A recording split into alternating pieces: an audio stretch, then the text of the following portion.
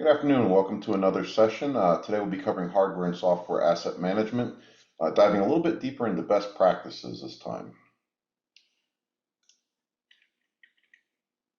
So we're going to talk about hardware asset management and some of the best practices associated with hardware specifically. Then we'll cover software and then talk a little bit about technical controls regarding both and how some other items and efforts that you might want to incorporate will tie together and make the process more of a two bird, one stone type mentality where we can go through this effort once and we can achieve a lot of benefits and rewards from it. So looking at hardware asset management specifically, um, logically, the first thing we have to do is just figure out what are the assets that we're going to document.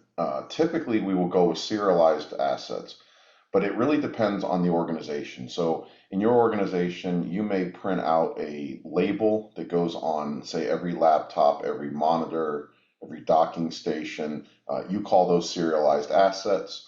And for that reason, because you put that label on there, that's the only thing that you're going to put into your asset management database. Other folks might say, well, I want to capture every mouse, every keyboard. Maybe it doesn't have an actual serial number, but you handed it out and nonetheless you want it back. You really just have to come up with to what level do you want to document. Some some items like a keyboard or a wired mouse, for example, are really what a lot of folks would call consumables. If they take the laptop back and they're going to reissue the laptop and the monitor to the next employee, oftentimes they'll say, look, I'm not going to give someone a used keyboard and mouse, either through germs or dirt and wear and tear, et cetera. They'll just buy a new one. Or maybe you don't give them that at all and you tell them, hey, I'm giving you the laptop and the monitor and docking station, but you're free to use like a wireless mouse and keyboard, but you have to pay for it. So whatever the case is, just make that determination up front because that's obviously going to be dictating what goes into this database. I recommend that you use a naming standard or a common nomenclature for all of your assets. You're going to see things like, depending on the size of the organization, whether you go through acquisitions, how much you've grown over time.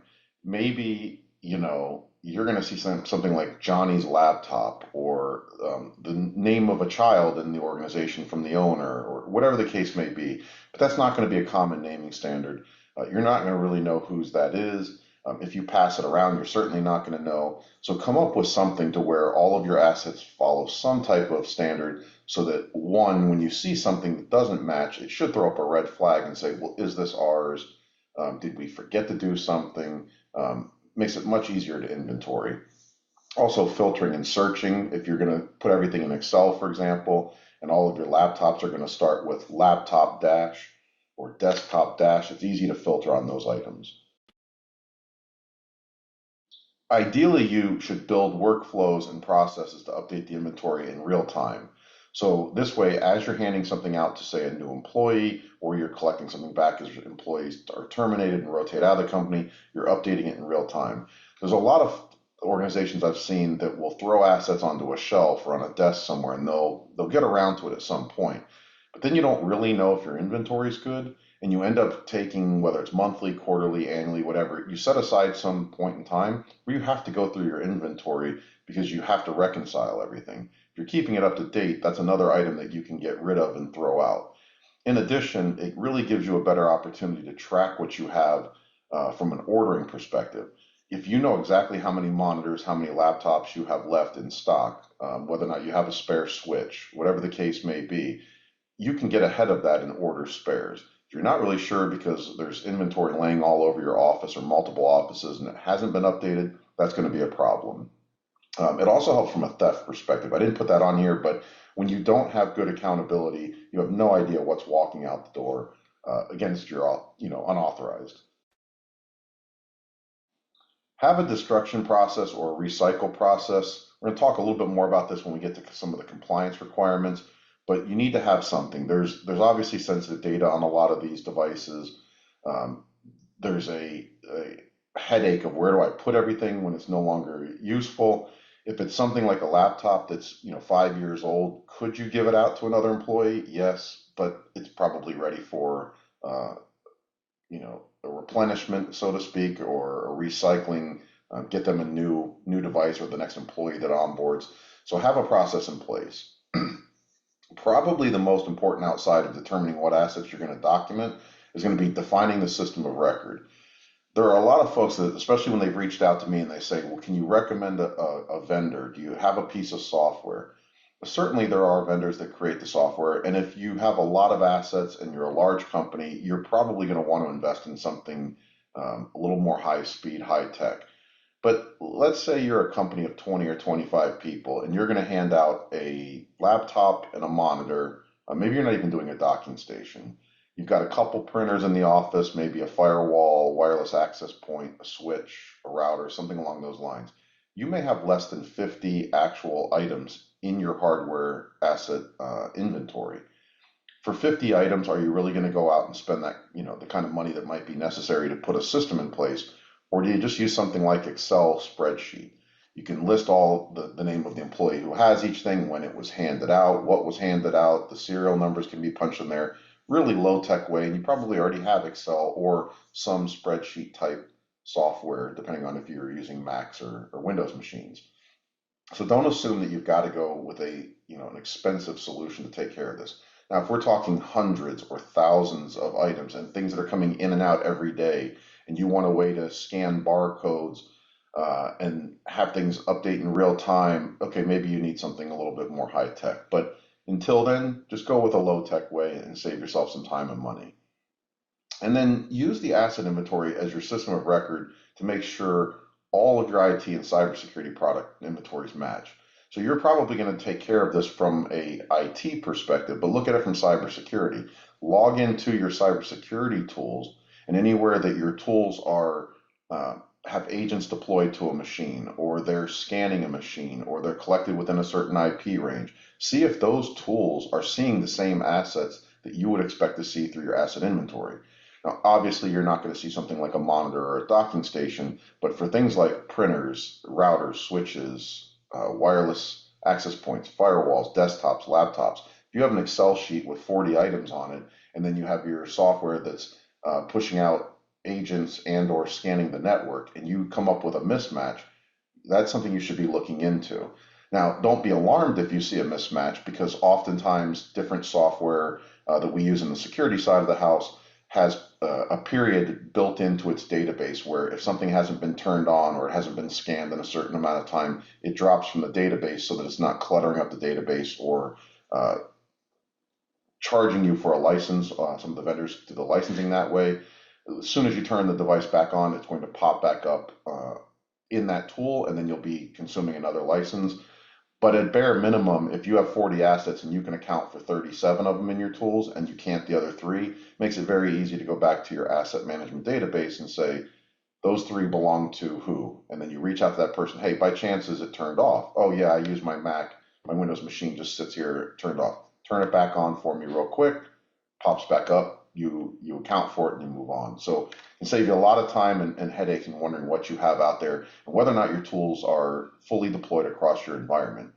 And it's not uncommon at all in the enterprise space to only have tools that are deployed to, let's say, 80% of the environment.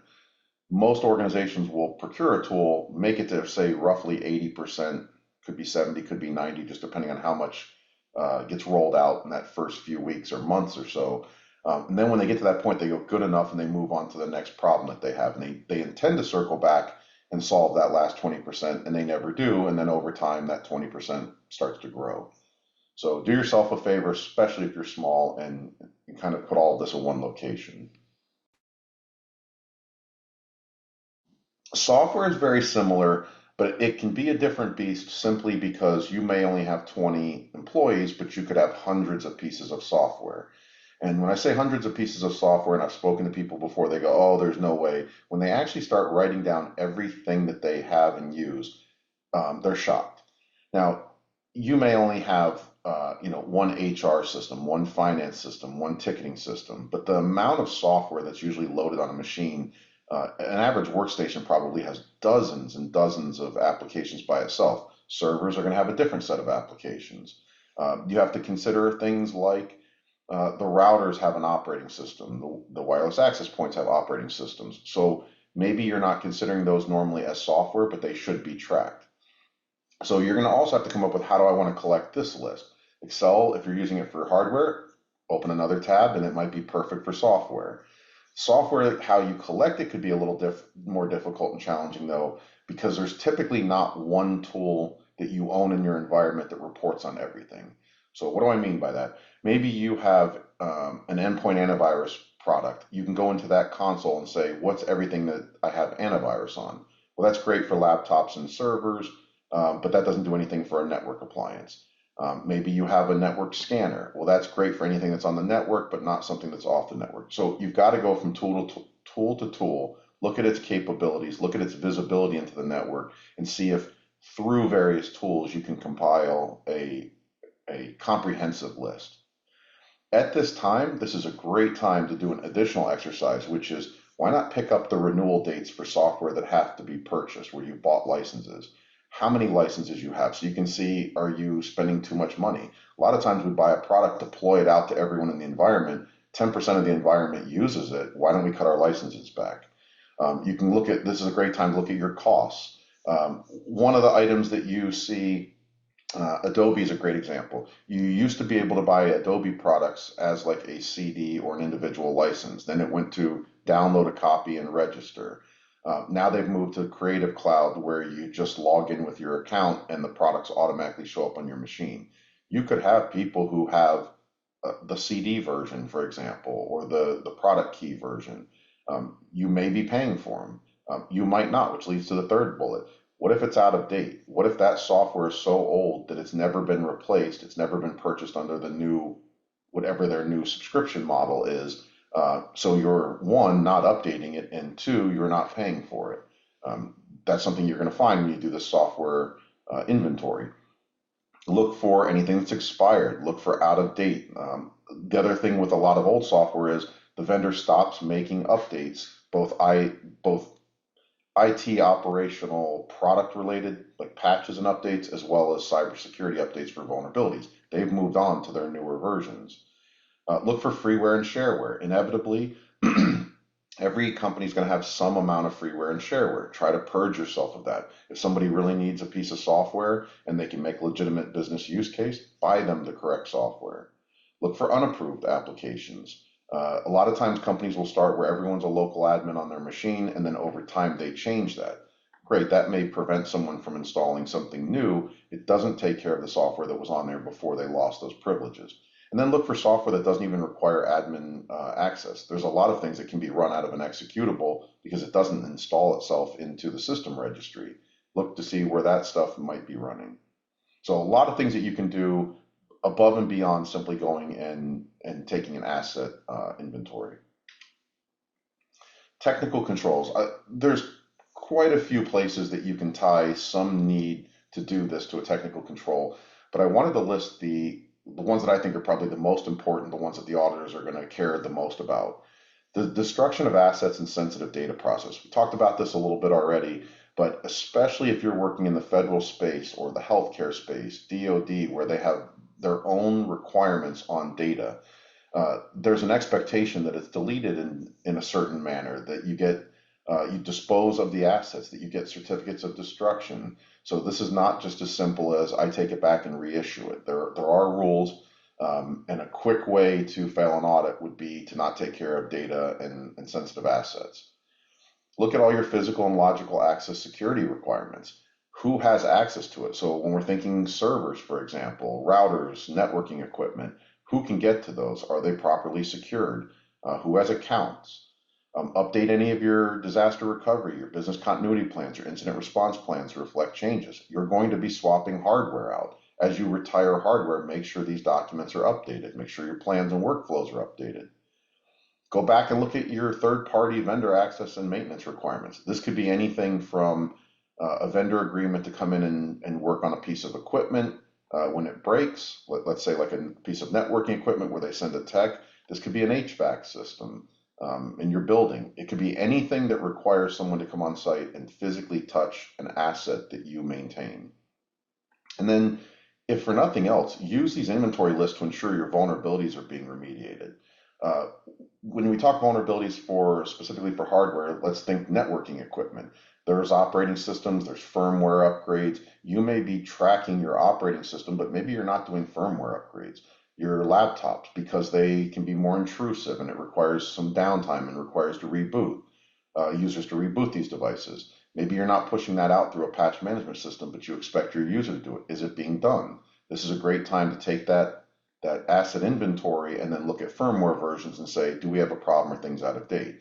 And do a risk assessment. If you can look at all of your assets holistically at one time, why not go ahead and knock out an annual risk assessment? So a lot of great things that you can do that will also satisfy controls, probably regardless or irregardless of what industry vertical you work in or what space you work in, because regardless of what your particular federal, state, local mandate is, they're all going to have some provision that they want to see these things. They just may call it a different control or a different number. Last but not least, the technical controls for the software asset management.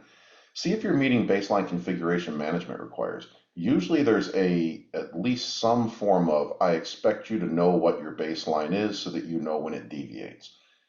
It may be more technical than that, but again, bare minimum, do I even have one, right? This is a great time to figure that out. You grab all your software list, you determine what you want to get rid of, you say, this is my baseline. Anything else that goes into the environment, it has to go through an approval process. Great, check the box. And now all you have to do is review it on a periodic basis, and in most cases, you get to choose that basis at least annually. Look to implement and review application blacklisting and whitelisting. See if you even have software in your environment that can take care of this for you, or is this a manual process through administrator privileges? You may need to go out and purchase a piece of software. You may need to add a module to existing software to do this, or you may have to do this manually. This is probably the most difficult one to keep up to date and maintain, but more and more cyber insurance applications and compliance frameworks for audits are requiring this. So it's if for no other reason, get a process and workflow in place so that you can check this box. Deploy user installed software monitoring capabilities. Again, depending on how you do your permissions in your environment, this may or may not be necessary, but you might want to know what's being installed on these devices. So if you have a way to report back these inventories and alert you, again, you can use the baseline configuration, and the deviation from the baseline is a way to do this, but it's important that you do it. Ensure your minimum password requirements are being met. This one may not sound like, hey, it really belongs in software asset management, but one of the things that you're going to see when you deal with softwares from outside vendors is that each one, when they built the software, put minimum requirements on their websites, the applications that they log into, whatever the case may be. A lot of the old legacy ones that have been around for decades that people are using because they have this niche requirement. Back in the day, passwords weren't a big thing. Hacking wasn't considered a big thing. You might have a 4-character minimum password requirement. That's not going to meet the standards of anything today. You need to know that because you need to document that, one, so that you have it for an auditor, but two, so that you can go back and determine, is there a way to get off this software because it's too insecure. If you're already collecting the software asset list, why not take care of that at the same time? And then just like with hardware, make sure that you go through the inventory list and look for vulnerabilities. This out-of-date software, these expired softwares, the freeware, the shareware, a lot of those aren't even going to be able to be updated. You're not going to have a vendor that you can reach out to. They don't necessarily have a support. They're not paying for anything. So this is a great time to go look and do vulnerability scans, do remediation, and anything that can't be remediated or is too high a risk, take it out of your inventory, update your baseline, and put technical controls in place so no one can add it back. And again, if you're already going through a risk assessment process for your hardware, include the software and do 2 birds, 1 stone. You're going to knock out a lot of controls in any compliance mandate. You're going to be able to answer your cyber questionnaires a lot easier. And if you're dealing with your own clients and vendors who are asking you to fill out applications and questionnaires, and they're doing due diligence on you, this is going to make it a whole lot easier. So I hope this was helpful. I hope this presented some ideas and some things that maybe you weren't thinking about when you're thinking simple hardware and software asset management. But again, as always, I appreciate you guys showing up. Thanks for your participation and your time, and have a great weekend.